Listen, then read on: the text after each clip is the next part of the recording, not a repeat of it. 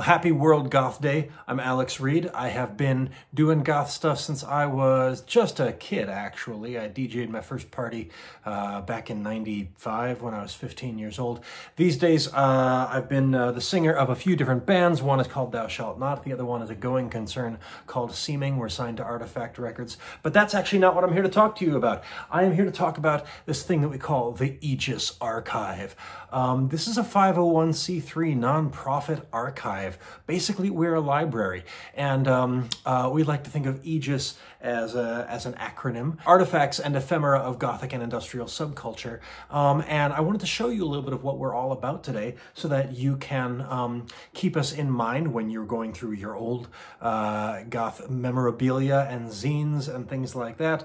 Or if you are a researcher looking for resources or looking for particular interviews or publications or things that you know, you're finding references to, but that you can't actually find a hard copy of.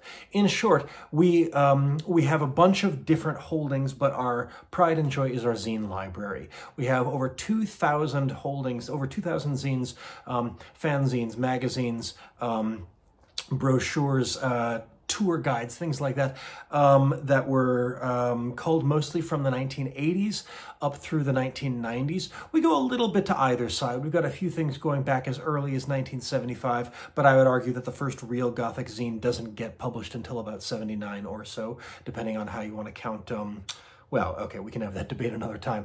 But at any rate, we've got that. We've got a few things after the year 2000 as well, but I think that what might interest you is actually to look at some of what we've got in store. There's some fun stuff here in the Aegis Archive as well. This is a poster for the release party of Switchblade Symphony's first album, and, you know, tour concert for Dead Can Dance and Sunshine Blind, and getting the glare there in the window and stuff. But the real interest is, of course, over here in the zines. So it's a little haphazard, but it is organized, it is alphabetized, and we've got a few different cabinets holding all these things. Down at the bottom here are large format publications, and you can see you've got Antimatter there. That's a great Detroit publication. We've got Voltage, which is out of Seattle. We've got Fad, and then underneath it, Subverse, which I believe was out of Arizona. And there's a copy of Fist. That's a British zine. Like I said, this is just the oversized stuff. But once we get past that, you can see that, oh, come on, there we are. We've got all kinds of stuff in here. Now, some of what we've got is a little bit more industrial, some of it's a little bit more Gothic, some of it is a little bit less musical. So, for example, we've got a complete run of Morbid Curiosity right here, which is kind of like a death-focused zine that ran once a year for a long time. And over here, we've got music from The Empty Quarter, which is a fantastic UK industrial zine that ran mostly in the 1990s. We've got some really goth stuff here with a UK zine called Naked Truth. And some experimental music. Here's ND, and these go deeper and deeper and deeper. We've got a few publications that are a little bit more mainstream. There's Offbeat. We've got a few things not in English, for example, New Life, although I will mention that we mostly focus on Anglophone publications, that is to say, stuff in English. So mostly stuff from the US, the UK, a few things from Australia, oh, I mentioned really, really early stuff. This is a copy of Night Voices. This is issue 3 of Night Voices, 1980. This is probably the first goth zine that I would give that title to. Published out of Los Angeles. It predates Propaganda. We, of course, also have most of Propaganda, if you care about that. We are firmly anti-fascist in our commitment. We are firmly feminist, pro-queer in our commitment. But we also are not going to bowdlerize the history of the genre, and we are indeed interested in these discussions and debates. Anyhow, more about that if you really want to get into it later. Here's some stuff. This is a Damned fanzine. This one's published out of Italy. Marquee Masquerade. Master Bag, this is an entire UK sort of indie rock thing from the early 1980s. There are a lot of interesting kind of overlaps between goth and industrial subculture and the mainstream, and we've got a lot of that covered. I'm really excited, though, about our less obvious stuff. So for example, here's this beautiful, beautiful formatted handmade zine. And we've got a lot of handmade stuff here, which you can see is this tall thing. It's got a mirror inside so that you can, you know, gaze into it and observe this. A lot of really good poetry stuff as well.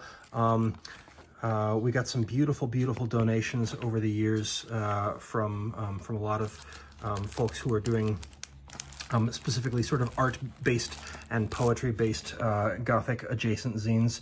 There's Minotaurus that was published, I believe, by one of the guys in, oh gosh, why am I blanking on the band name? California. They banged on stuff. Anyhow, oh gosh, we'll just keep going through this for a little bit. I'm not going to have time to show you every single thing in the collection, but we're using these drawers because these drawers are easy to see right here. Industrial Nation, we've got going back to issue, gosh, I think we have as early as issue maybe 3 or 4, but if you have older issues, do let us know. We're always looking to fill in our collection. Industrial News, this is actually original stuff published by Throbbing Gristle way back in the day, so some of this is industrial. We are not purists when it comes to goth and industrial culture, subgenre, and the borders thereof. Part of that is because history is not very purist about this stuff, right? So, for example, here's Grim Humor and Head Press. These are two British zines that both were interested in and adjacent to these things, but they weren't dogmatic about it. This idea of like goth purism that you're going to find in places like Reddit, no diss on those communities as such, but that idea didn't really exist until at least the early to mid 1990s. It's always been kind of a heterogeneous mix, and we do our collection building in many cases based on a sort of sociological approach. That is to say, if people were writing, you know, on, look, here we go. Here's XML Deutschland, Front 242. If they're writing on these acts, then, you know, if they have somebody else in the magazine who isn't strictly a goth band, that's okay, because that's how these subcultures actually acted back in the day. Is how these things actually played out. You can see that here's a cover of an issue, and here's Susie, of course. This is actually a bound set of all the issues of a New Orleans-based subculture zine from the 80s called Chicken Jive. This is so rare that I've basically seen no references to it anywhere, and we got this in a larger lot of stuff, but it's really, really neat that it exists. Here's Buried Alive magazine, that's 1990s. Here's an entire pile of just alphabetical stuff that I think is all worth kind of going through. This is Arc. This is an industrial zine from the 1990s. This is the sort of Metropolis Records era. I think this was out of Illinois. Arsenic and Old Lace. Artificial Life was a UK publication, one of the premier UK goth zines, and we've got about half the issues of that ever existed. We don't have all of them. I'd like to get more. Here's one that I'm really, really excited about. We've got a run of all 4 issues of As If. This is Clint Catalyst's first zine that he ran, and if you know your goth zines, Clint Catalyst is a big, big name. You can hear my cat down there playing with his toy. But Clint Catalyst was a publisher and is a publisher and poet and thinker and artist and fashion fashion savvy person. Anyhow, this was published out of Conway, Arkansas, and you can see that this is hand glued on here, right? And this is out of the this is probably 93 or so. And it's a beautiful, beautiful zine. I'll see if I can find some more handmade ones. This is just a really, really tremendous resource for anyone who is interested in goth subculture, industrial subculture, words of the artists, art of the artists, how these networks got put together, who was contributing to what zines, who was communicating with whom, who was buying things, where the distribution was run. I mentioned, you know, that some of these are super rural, some of these are super urban. You can see entire scene-wide drama play out across the Los Angeles zines like Phantasmagoria and Ghastly and, you know, things like that. So it's a really, really interesting, sort of grouping to take in not just like one interview at a time, but to see how an actual scene comes together and who its participants are. And that to me is the really, really interesting value in this. I'll dig up one or two more things worth looking at. We'll just do a continuation of the tour. I mentioned we had some handmade stuff. This is a beautiful little poetry zine right here called Devilry. This was sent to us by Laura, who also did Not Dead But Dreaming, which is another zine, another poetry one. If we look over here, we have, here's a complete run of Permission, a fantastic goth zine from Chicago, sort of goth and industrial, you know, adjacent. At least in America, those scenes crossed over a little bit in the 1990s. Here's the original tour program for the Procession tour. This was Faith in the Muse and Das Ich, you know, Front 242 and stuff like that. If you look down further in here, I think it's in this one. Yeah, all right. So if you care about this sort of thing, and you don't have to, but if you do, here's issue 1 of Propaganda. Actually, we're missing issue 2. That's the only one we don't have. If you have issue 2, drop me a line. Look at this. Publications by SPK, the industrial group from Australia, who would put out these kind of amazing screeds. And you can see here's one of their original zines that they put together. Lots of weird graphics in there. There's Spoil that does interviews with Skinny Puppy and Young Gods and talks about the church, stuff like that. I mentioned that most of this is Spiral Scratch. I think we have probably the only full run of Spiral Scratch in North America. Can't imagine we have a lot of competition for that.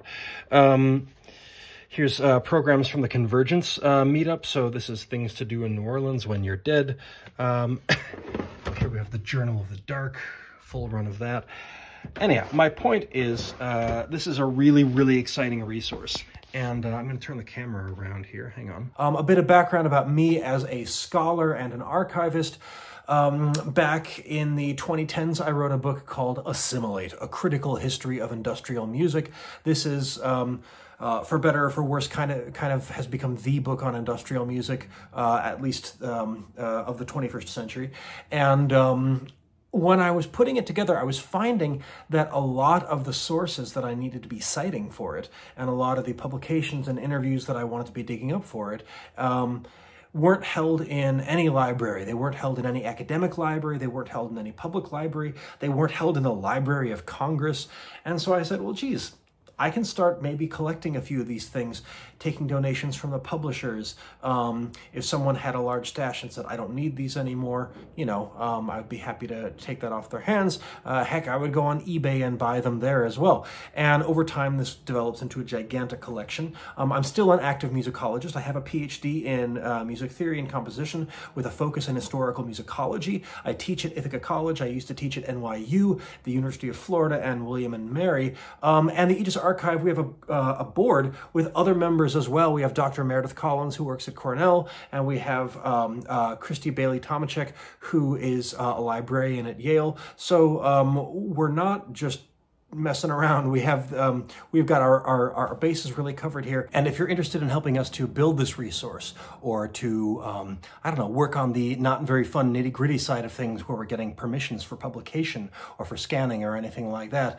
we would love to talk to you. If you are someone who works in a library, if you're someone who has published zines in the past and wants to do an oral history, or to schedule a purchase or a donation or something like that, you can contact me. Again, my name is Alex Reed. I sometimes go under S. Alexander Reed. That's my fancy academic name. And you can reach me at s.alexanderreed@gmail.com. You can also find my academic address at Ithaca. The Aegis Archive is at www.theaegisarchive.org. It's a super old school website for which I do not apologize one whit. Anyhow, thanks for tuning in, and I can't wait to talk about what we've got going on here. Hopefully we can take it into the world in bigger ways than having it just sit in my attic. All right, happy World Goth Day. Bye-bye.